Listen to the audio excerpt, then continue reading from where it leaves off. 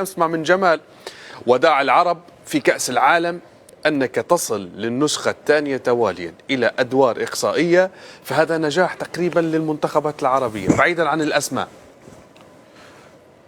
كيف يعني المشاركة نجاح؟ تصل لأدوار إقصائية. لا، أدوار إقصائية أوكي ممكن يعتبر نجاح. يعني نوعي، ليس الكل، مش كامل كيف لأنه في ناس وصلت وفي ناس ما وصلتش. يعني في ناس وصلت الربع النهائي، في ناس وصلت الثمن النهائي، في ناس وصلت خرجت من دور المجموعات، في ناس خرجت من الدور الثاني على طول. وهذا يعني كل واحد ومشاكله. يعني احنا العرب اتفقنا على مشاكلنا، كل واحد لازم مشاكل، رابحين مشاكل خاسرين مشاكل.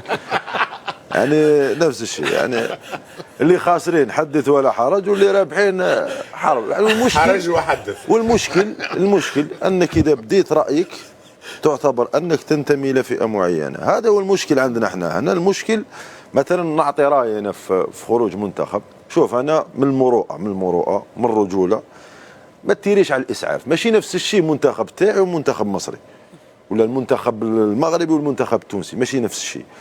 لكن انا من طبايعي يعني عندي شويه مازالني لاعب ما نحبش نتيري على الاسعاف الان على طول.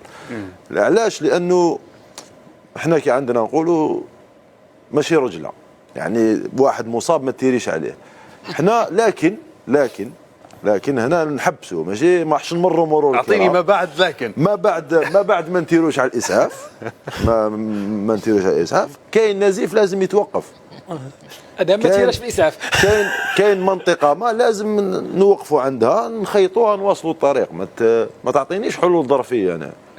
لانه انا نحب ننجح. حتى انا ما نسحقش حلول ظرفيه. يعني مثلا انت طماع ان ناخذ كاس عالم كعرب؟ وين انت تطمع بينك وبين ذاتك ان العرب ياخذوا كاس عالم؟ انا عندي اقتراح. قول لي. ما نشاركوش النسخه الجايه ونجو بعد 8 سنوات ممكن نوصلوا النصف نهائي. الدور الجاي في المغرب يا جمال. اشاركوا لا شوف، لا، يعني نص يبعد. لا، التتويج انت رحت بعيد. لانه صراحه يعني حتى المنتخبات العربيه اللي تطورت من 5 سنوات 6 سنوات، المنتخبات الاوروبيه عندها 30 سنه من اللي تطورت. يعني مازال لك وقت باش توصل.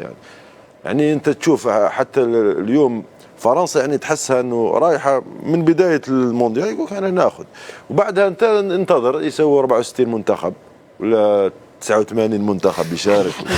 في الاخير زي ما قلنا، يعني المفروض يسووا مونديال فيه 6 كي بقاو باينين. يعني نصف نهائي لعبوه والسلام عليكم خلاص.